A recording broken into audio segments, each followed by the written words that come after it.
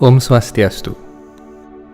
Tidak ada yang menyangkal bahwa Besakih disebut sebagai pura terbesar di Bali, bahkan di Indonesia.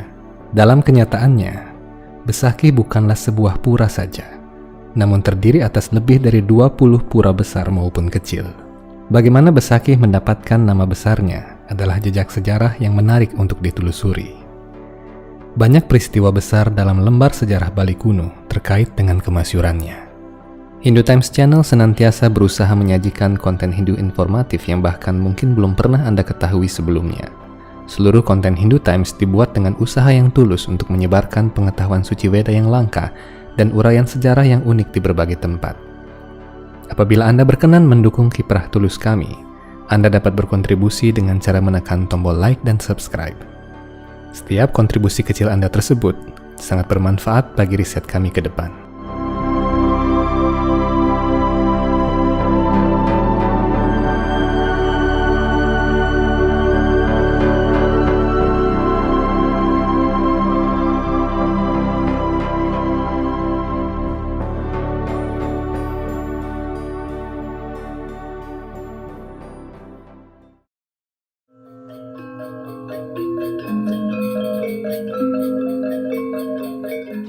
Om Swastiastu. Sobat Hindu Times, kembali lagi dalam Hindu Times Live Report bersama saya. Dan kali ini saya berada di Kompleks Pura Agung Besakih. Hari ini kita akan bertualang menjelajah pura-pura apa saja yang ada di Kompleks Pura Agung Besakih ini, dan juga sejarah unik yang mungkin Anda belum tahu. Ikuti terus live report ini. Secara umum, sejarah keberadaan Pura Agung Besakih tidak terlepas dari perjalanan suci Resi Markandeya ke Bali pada abad ke-8. Menurut Markandeya Purana, pada saat kedatangan Resi Markandeya, wilayah Besakih masih berupa hutan. Markandeya Purana sendiri adalah sebuah lontar yang ditulis di abad pertengahan, mengambil judul yang sama dengan kitab suci Weda Markandeya Purana. Oleh karena itu, kemungkinan mereka yang menulis ini mendapatkan informasi turun-temurun dari leluhurnya. Ada pula naskah Buana Tattwa Resi Markandeya yang menyatakan mengenai silsilah Resi Markandeya yang agak rancu. Namun demikian, uraian silsilah ini ada kemiripannya dengan silsilah Resi Markandeya dalam kitab suci Weda. Berdasarkan kemiripan yang ada dalam kedua sumber ini, kemungkinan besar bahwa Resi Markandeya yang terkait dengan sejarah awal Pura Besakih adalah sosok yang sama dengan Resi Markandeya yang disebutkan dalam sejarah Weda. Menurut sejarah Weda sendiri, Resi Markandeya adalah seorang Chiranjiva atau makhluk hidup yang diberikan usia yang sangat panjang oleh Tuhan. Resi Markandeya dinyatakan sebagai orang suci pertama yang menginjakkan kaki di Bali, tatkala Bali pada abad ke-8. Kala itu wilayah Gunung Agung dikenal sebagai Toh Langkir. Namun menurut lontar Usana Bali Pulina, yang pertama datang ke Toh Langkir adalah Kesari Warmadewa, seorang raja keturunan dinasti Warma. Tampaknya kedua teks lontar ini mengabarkan berita yang saling tumpang tindih. Namun demikian, antara kedatangan Resi Markandeya dan Kesari Warmadewa sesungguhnya memiliki rentang waktu hampir 150 tahun. Oleh karena itu, ketika Kesari Warmadewa datang ke Bali dalam rangka ekspansi kekuasaan dan religi, telah ada pusat persembahyangan di wilayah Besakih. Karena itulah Kesari Warmadewa membangun petilasan di wilayah itu, yang kini dikenal sebagai Pura Merajan Selonding. Sobat Hindu Times, saya tengah berada di sebuah pura yang kuno yang bernama Pura Merajan Selonding. Menurut cerita Babad dan keyakinan yang berkembang di masyarakat Bali Aga, pura ini adalah pura pertama yang didirikan oleh Dalem Kesari Warmadewa tatkala beliau mendirikan pusat kerajaan di daerah Besakih. Menurut prasasti Pukuh yang ditemukan baru-baru ini tahun 2020, Kesari Warmadewa disebutkan akan menyerang musuh yang ada di utara. Kemungkinan itu adalah kerajaan Balingkang. Apabila Resi Markandeya pada saat itu berniat membangun peradaban pertama di Bali dengan mengajak ratusan pengikut, maka beliau pasti mencari sumber air. Ini adalah suatu hal yang logis. Sumber air bisa berupa sungai atau danau. Jadi, jika Resi Markandeya membangun peradaban pertama di Besakih, seharusnya di sana terdapat sungai kuno atau danau, serta topografi yang mendukung untuk dibuatnya suatu peradaban agraris tanah basah atau sawah basah. Untuk membuktikan hal ini, kita memerlukan data vulkanologi tentang terbentuknya Gunung Agung. Gunung Agung terbentuk lebih muda dibandingkan dengan Batur. Kondisi Gunung Agung tidak memungkinkan terbentuknya kaldera atau danau, dan cenderung lebih bersifat kering dibandingkan dengan kaldera Batur atau Beratan yang lebih tua. Karena itu berdasarkan sifat tanah dan kondisi muka bumi, peradaban pertama Pulau Bali tidak memungkinkan berada di Besakih karena letaknya yang agak jauh dari sumber air yang besar. Keberadaan kompleks Pura Besakih sebagai pusat spiritual pada masa lalu dibuktikan juga oleh kisah Manik Angkeran dan Dangyang Sidimantra dalam berbagai kisah Babad. Disebutkan bahwa Dangyang Sidimantra yang kemungkinan hidup pada abad ke-13 hingga ke-14 sering mengunjungi wilayah Besakih untuk menemui Naga Wasuki yang berkuasa di wilayah Patalaloka dan terhubung ke gua-gua kuno di beberapa wilayah di Bali. Legenda Dangyang Sidimantra, Naga Wasuki dan Manik Angkeran bukanlah sebuah dongeng belaka, sebab keberadaan keturunan Manik Angkeran masih ada hingga kini dan menjadi salah satu klan penting di Bali. Dari sisi religi, segala keajaiban alam dan hubungan mengesankan antara manusia dan makhluk-makhluk ajaib bukanlah hal yang mengejutkan. Yang jelas, peristiwa bertemunya Dangyang Sidimantra dengan Naga Wasuki adalah salah satu kisah terkenal yang memperkaya sejarah masa lalu Pura Besakih dan beberapa tempat suci penting di sekitarnya.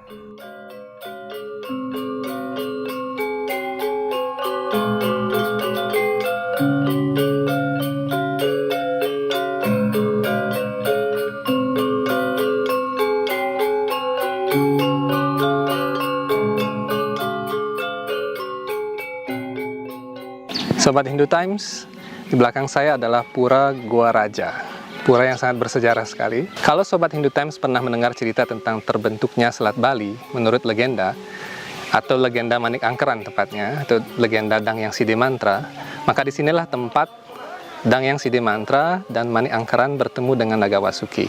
Ini adalah Pura Gua Raja, pura yang sangat bersejarah di kompleks Pura Besakih, dan sesungguhnya pura ini adalah jalur lava yang sangat kuno sekali. Kita akan melihat pura ini lebih dekat nanti, dan disinyalir bahwa goa yang ada di sini tembus di Gua Lawah, dan disinyalir juga bahwa karena goa ini disebutkan menurut kepercayaan setempat tembus di Gua Lawah, maka bisa diprediksi bahwa pada masa lalu jalur lava Gunung Agung ketika erupsi beberapa ratus tahun yang lalu juga melampaui tempat ini atau melalui tempat ini.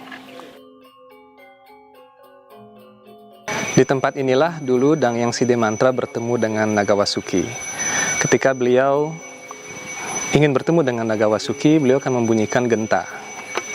Nah, di tempat ini adalah payogan beliau, dan ini adalah salah satu pura yang wajib Sobat Hindu Times kunjungi manakala Sobat Hindu Times akan bersembahyang di kompleks Pura Besakih.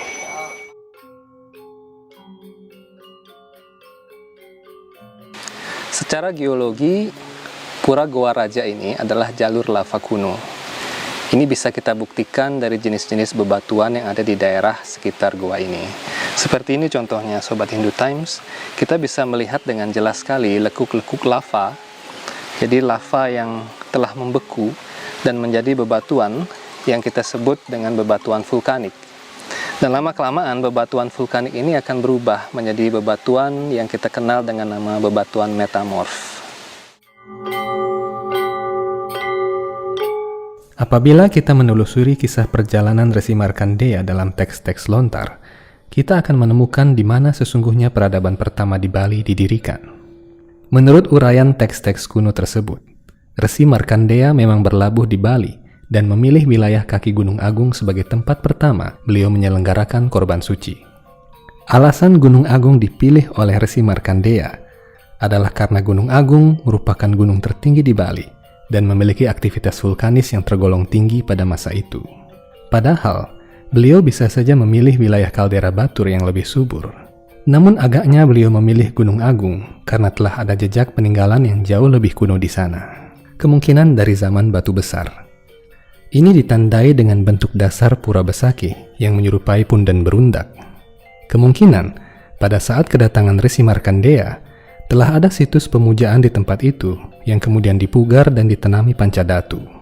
Sobat Hindu Times, kompleks utama Pura Agung Besakih ini terdiri atas 7 tingkat sesungguhnya, ya, yang melambangkan Sapta Loka atau 7 tingkat alam semesta. Beberapa sumber sejarah juga menyatakan bahwa ketujuh tingkat ini melambangkan proses penciptaan alam semesta. Nah, dalam live report kita kali ini, kita akan mencoba menelisik sejarah dan bukti-bukti nyata tentang ketujuh tingkat dari kompleks utama Pura Agung Besakih. Keberadaan situs pemujaan kuno di Besakih masih perlu dikaji ulang karena kurangnya bukti-bukti sejarah. Nyatanya, bukti artefak yang mendukung sejarah keberadaan Pura Besakih memang lebih sedikit dibandingkan dengan artefak yang ditemukan di wilayah Batur. Alasan lain mengapa Resi Markandeya memilih Gunung Agung sebagai tempat menanam pancadatu adalah karena kemungkinan telah terdapatnya sebuah kerajaan kuno di daerah Batur yang bernama Balingkang.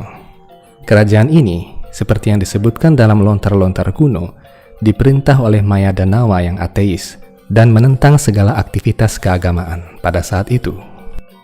Ya, Sobat Hindu Times, ketika dalam Kesari Warmadewa datang ke Bali pada tahun 1913 Masehi, kemungkinan Pura Besakih ini telah berdiri sebagai punden merundak atau suatu bangunan suci yang lebih tua. Dan ketika beliau datang ke Bali, beliau memugar wilayah ini dan beliau juga mendirikan pusat-pusat spiritual di sini.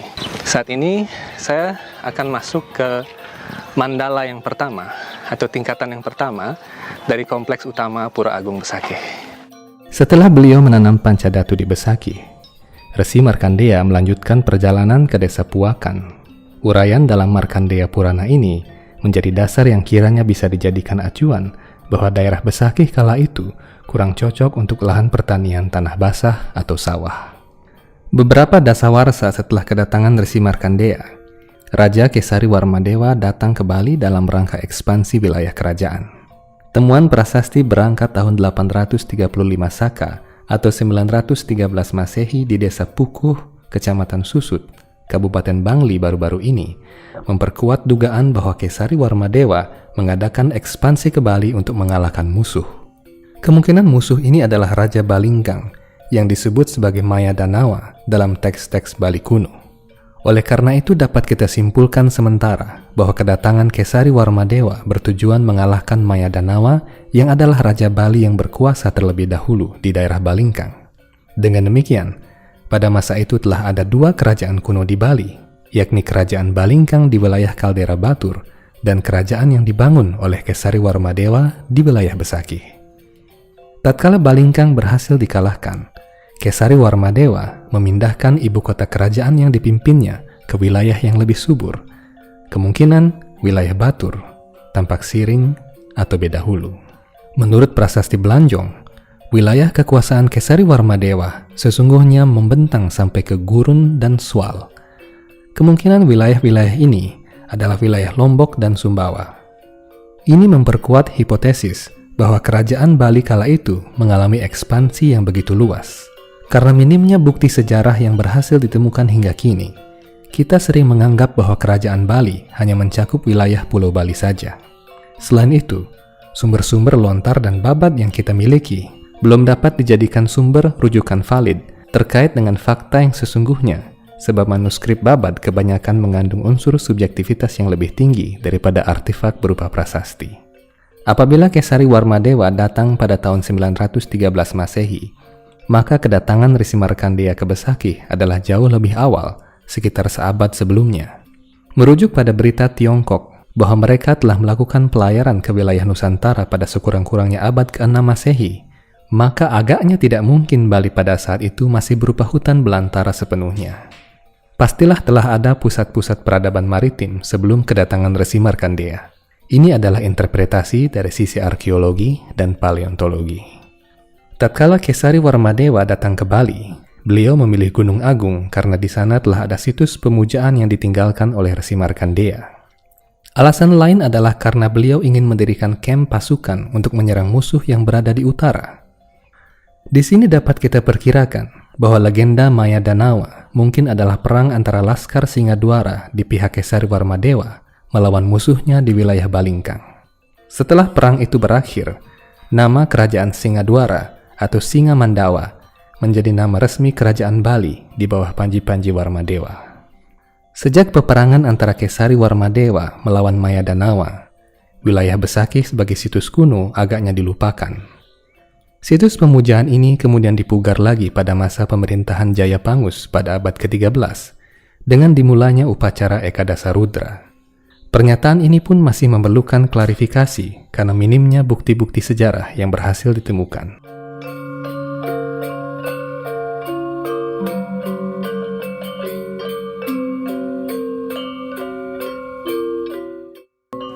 Di kompleks Pura Agung Besakih ini ada juga jenis-jenis pura yang lainnya, yaitu Pura Dadya dan Pura Kawitan.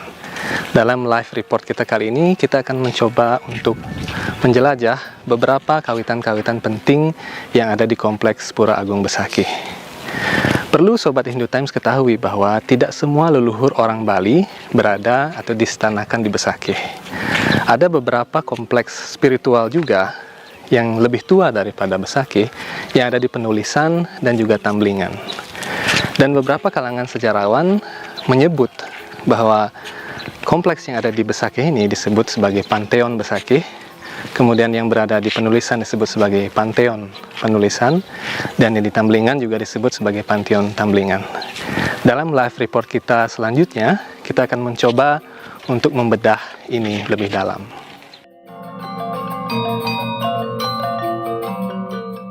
Kini Pura Besakih adalah sebuah kompleks pura yang terdiri atas sekurang-kurangnya 21 pura. Ada pura umum, Pura Kawitan, dan Pura Dadya atau sanak keluarga. Pura Agung Besakih adalah representasi dari Padma Buwana menurut konsep religi Bali abad pertengahan. Pura Besakih pada saat yang sama juga adalah representasi dari Catur Lokapala dan konsep Trimurti. Di kompleks pura ini, Tuhan dipuja dalam wujud Saguna dan Nirguna bersama dengan para dewa penjaga penjuru dan para leluhur yang suci. Dengan kata lain, Besakih adalah ibu kota spiritual Pulau Dewata. Ada beberapa pura umum atau pura kahyangan jagat di kompleks Pura Agung Besakih. Pura-pura yang mewakili Catur Lokapala atau 4 penjaga alam semesta adalah Pura Gelap di sisi timur, Pura Hulun Kulkul di sisi barat, Pura Kiduling Kretek di sisi selatan, dan Pura Batu Madeg di sisi utara. Ada pula 3 pura yang mewakili konsep Trimurti atau kahyangan 3 bagi Pulau Bali, yakni Pura Panataran Agung sebagai desa jagat, Pura Dalam Puri sebagai dalam jagat, dan Pura Basukihan sebagai puseh jagat. Tidak semua leluhur orang Hindu di Bali distanakan di kompleks Pura Agung Besakih.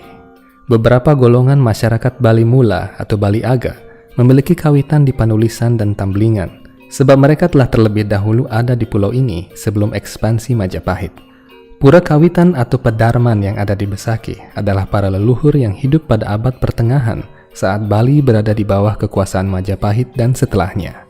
Akan tetapi beberapa kawitan seperti Kawitan Catur Lawa yang terdiri atas para Pasak, Pande, Dukuh, dan Penyarikan adalah turunan dari orang-orang Bali Aga yang diangkat menjadi pejabat negara pada saat peralihan kekuasaan di tahun 1343 hingga 1360.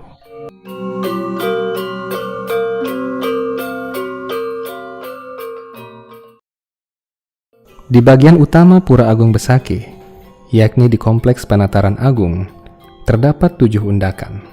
Ketujuh undakan tersebut adalah representasi dari Saptaloka, sehingga kadang disebut sebagai Saptaloka Mandala. Namun menurut para arkeolog, ketujuh undakan ini juga pada saat yang sama mewakili tahapan proses penciptaan alam semesta. Untuk mengetahui kodifikasi ini, kita harus melihat susunan pura dari undakan terakhir, yaitu undakan ketujuh. Ya, ini adalah tingkatan atau level atau mandala yang nomor 6. Jadi mandala ke-6 dari bawah ya Sobat Hindu Times. Ya, di sebelah kanan saya adalah pelinggih dari Batara Bukit Tengen. Jadi kanan, Tengen itu kanan. Kemudian yang di kiri ini adalah Batara Bukit Kiwe atau kiri ya. Dua pelinggih ini adalah hanya 2 pelinggih yang ada di mandala ke-6 ini. Dan mandala ke-7 adalah tepat berada di belakang saya. Jadi mandala ke-7 itu tidak memiliki pelinggih, jadi kosong. Jadi sebidang tanah kosong yang menjadi simbolis bahwa tatkala alam semesta ini tercipta, jadi alam semesta material ini pada awalnya adalah tidak tercipta apapun, jadi kosong pertamanya. Barulah kemudian Tuhan meniupkan jiwa atau memberikan jiwa ke dalam alam material ini. Jadi ada dua jenis energi, yaitu energi rohani dan energi material. Jadi yang dilambangkan dengan Ida Batara Bukit Tengen dan Ida Batara Bukit Kiwa di level atau mandala ke-6 ini. Tatkala Anda tiba di undakan paling atas dari kompleks Pura Agung Besakih, Anda akan melihat sebidang tanah kosong yang tidak terlampau lebar. Tanah ini mewakili konsep luang atau ruang. Tatkala alam semesta ini tercipta, yang pertama-tama diciptakan adalah ruang atau space. Kemudian karena adanya perpaduan antara tenaga rohani dan tenaga material, terciptalah manifestasi alam semesta. Ini bisa kita lihat di undakan ke-6 yang hanya memiliki dua pelinggih saja, yaitu Ratu Bukit Kiwa dan Ratu Bukit Tengen. Di undakan ke-5 terdapat pelinggih utama yang ditujukan kepada Batara Mas Magelung dan sebuah meru untuk memuja Tuhan Saguna Brahman.